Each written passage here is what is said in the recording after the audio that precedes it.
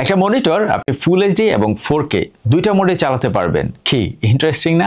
আরো সারপ্রাইজিং ব্যাপার হচ্ছে আপনি 4K মোডে 160 হার্টজ পর্যন্ত রিফ্রেশ রেট পাচ্ছেন এবং যখন আপনি সুইচ করে ফুল এইচডি মোডে যাবেন তখন অটোমেটিক্যালি এই মনিটরটার এআই সেই রিফ্রেশ রেটটাও অ্যাডজাস্ট করে নেবে এবং সেক্ষেত্রে আপনি 320 হার্টজ পর্যন্ত রিফ্রেশ রেট পাবেন। MSI 321 CU PDF এই মনিটরটা নিয়ে এতক্ষণ বকবক করছিলাম, তো চলুন দেখে আসি এই মনিটরটা আরো কি পাচ্ছেন এবং এই মনিটরটা আপনার কেনা উচিত হবে কিনা।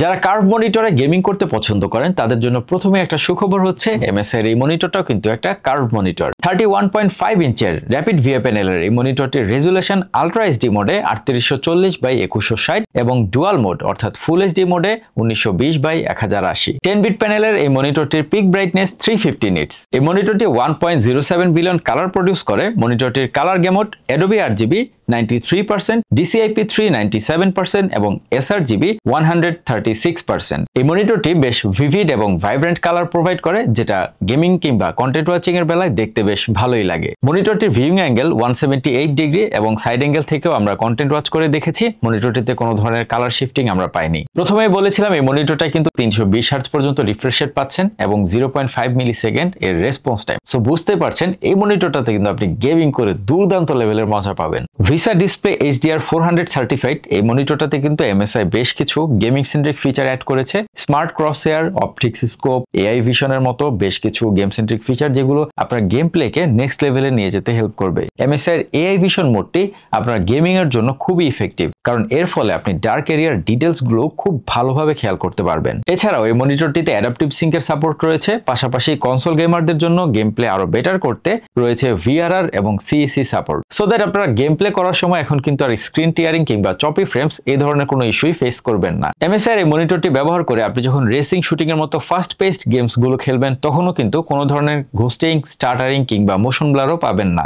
এতক্ষণ তো এই মনিটরটির কি গেম সেন্ট্রিক স্পেক্স দেওয়া হয়েছে সবকিছুই বললাম, অনেক সুনামও করলাম। তবে এই মনিটরটি রিয়েল লাইফে কেমন এক্সপিরিয়েন্স দেয় সেটা কিন্তু যাচাই করার জন্য আমরা বেশ কিছু গেম খেলেছি। এই মনিটরটি ব্যবহার করে আমরা GTA 5, Forza Horizon 5 এবং Ghost of Tsushima মতো বেশ কিছু মডার্ন গেমস খেলেছি। গেমগুলো খেলার সময় কোনো ধরনের স্ক্রিন টিয়ারিং, চপি ফ্রেমস, স্টাটারিং, ঘোস্টিং কিংবা মোশন ব্লার এই ধরনের কোনো ইস্যুই কিন্তু আমরা ফেস করিনি। মনিটরটি থেকে যেমন আমরা বাটার স্মুথ এক্সপিরিয়েন্স পেয়েছি, তেমন কিন্তু স্মুথ এক্সপিরিয়েন্স পাবেন আপনি স্টারটেকের মোবাইল অ্যাপে। Order your desire tech products just with a single tap. গেমারদের কথা মাথায় রেখে MSI এই মনিটরটিতে লো ব্লু লাইট এবং ফ্লিকার ফ্রি এই ধরনের ম্যান্ডেটরি ফিচারও কিন্তু অ্যাড করেছে। 100/100 ভিসা মাউন্ট সাপোর্ট থাকছে, তাই মনিটরটি আপনার পছন্দ মতো টেবিলের যে কোনো জায়গায় সেট করতে পারবেন। অ্যাডজাস্টেবিলিটি ফিচার হিসেবে -5 to 20 ডিগ্রি পর্যন্ত টিল্ট করতে পারবেন এবং 130 মিলিমিটার পর্যন্ত হাইট অ্যাডজাস্ট করতে পারবেন। MSI MAG 321 CU PDF এই মনিটরটাতে পোর্টস এবং কানেক্টিভিটির জন্য দেওয়া হয়েছে দুইটা HDMI 2.1, একটা DP পোর্ট 1.4A এবং অডিও আউটপুটের জন্য দেওয়া হয়েছে একটি হেডফোন জ্যাক। HDMI এবং DP দুটো পোর্ট দিয়ে আপনি 4K 160 হার্টজ পর্যন্ত আউটপুট পাবেন। এছাড়া DP পোর্টের অল্টারনেটিভ হিসেবে এই মনিটরটা একটা Type-C পোর্টও দেওয়া হয়েছে।